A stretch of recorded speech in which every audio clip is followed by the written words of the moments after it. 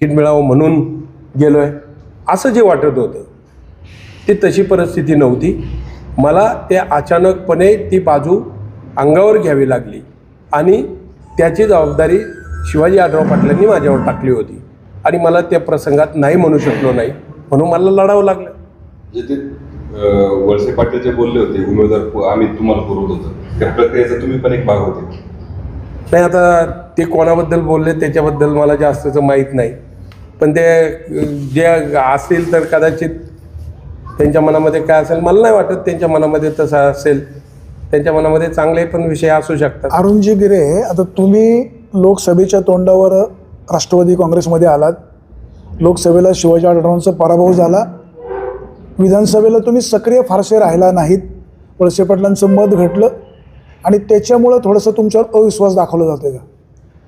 नाही, मी जेव्हा वळसे पाटलांची लोकसभेला आल्याच्या नंतर वळसे पाटलांशी मी का बोललो त्यांनी मला फक्त गटात काम करायला सांगितलं. स्पष्टपणाने मी सांगितलं होतं का मी एकटा कुठं फिरणार नाही तर माझी तब्येत बरी नाही. दुसरं कारण मी नवीन तुमच्यात आलो आहे.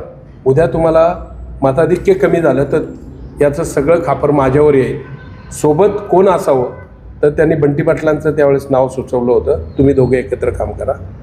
याच्यामध्ये आम्हाला एकत्र येण्यामध्ये त्यांनी ती परिस्थिती जिथं केली जिथं येऊन दिलं तिथं आलो. बाकीच्या ठिकाणी बळत बोलून मी बळत जाणार नव्हते. वळसे पाटलांना मी चर्चा केली होती. मी त्यांना स्पष्टपणाने सांगितलं माझ्या गावातून मी तुम्हाला 400चं लीड देऊ शकतो आणि ते मी देण्यामध्ये यशस्वी झालो आहे. आज नाही सांगत उद्या गणपती बाप्पाच्या साक्षीने तुम्ही विचारलं गावात मी मिटिंग घेऊन स्पष्ट सांगितलं कारण आम्ही श्रद्धेने काम करणारी माणसं आहे.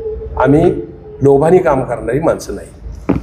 आता एक प्रश्न, तुम्हाला राष्ट्रवादी काँग्रेसने उमेदवारी दिली नाही तर राष्ट्रवादी काँग्रेस सोडणार का आणि उमेदवारी दिली तर राष्ट्रवादी काँग्रेसमध्ये थांबणार का? हेच मी आपल्या सगळ्या मित्रांना विचारू इच्छितो. मी एकतर राजकारण करावं की नाही या संदर्भात तुमचा मला सल्ला हवा आहे.